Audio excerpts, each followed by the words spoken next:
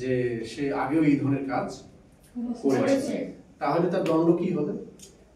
তার দণ্ড হবে লঘু, কম।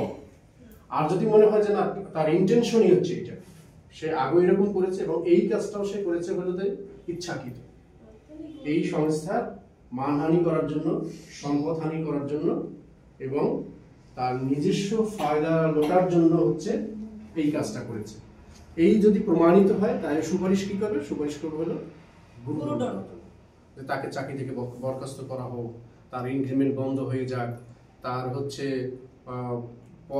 পদোন্নতি না, পদ অবনতি হোক, এই ধরনের সুপারিশ করবে। তো সেখানে এই ধরনের প্রমাণিত হয় যে সে ইচ্ছাকৃতভাবে করেছে, তাহলে তার পানিশমেন্টও হবে একটু এবং হাই পানিশমেন্ট হবে, এবং ইচ্ছাকৃত না হলে তার পানিশমেন্ট হবে হচ্ছে একটু কম। তো এই টোটাল প্রক্রিয়াটা হচ্ছে যাই কিছু করেন না কেন আপনাকে 90 ডেজের মধ্যে কমপ্লিট করতে হবে।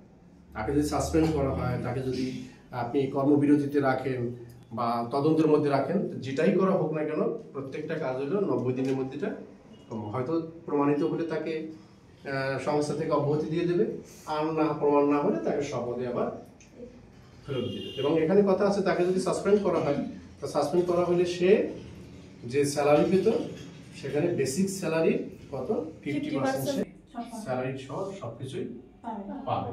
আর যদি সেটা প্রমাণিত হয় তাহলে যে সময় পর্যন্ত প্রমাণিত হয়েছে তাকে যে পর্যন্ত অব্যাহতি দেওয়া হয়েছে সেই পর্যন্ত পাবে, তার পিছনটা সে পাবে, কিন্তু সে আর কন্টিনিউ করতে পারবে না, পরবর্তী সে আর কন্টিনিউ করতে পারবে না।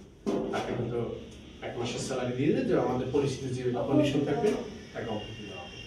মূলত হচ্ছে HR এর মধ্যে এইটা। আর আমরা একটা যেটা করেছি সেটা হচ্ছে আমরা যে আমাদের অর্গানোগ্রাম আছে সেটা নিয়ে আমরা আলাপ করেছি। অর্গানোগ্রামে যেটা আছে এখন আমাদের, সেটা হলো নির্বাহী কমিটি আছে 7 সদস্য, সেইখানে আপনি নির্বাহী প্রধান হিসাবে এই অর্গানাইজেশনে ওই কমিটি থেকে এই অর্গানাইজেশন একজন পরিচালক দরকার, নির্বাহী পরিচালক।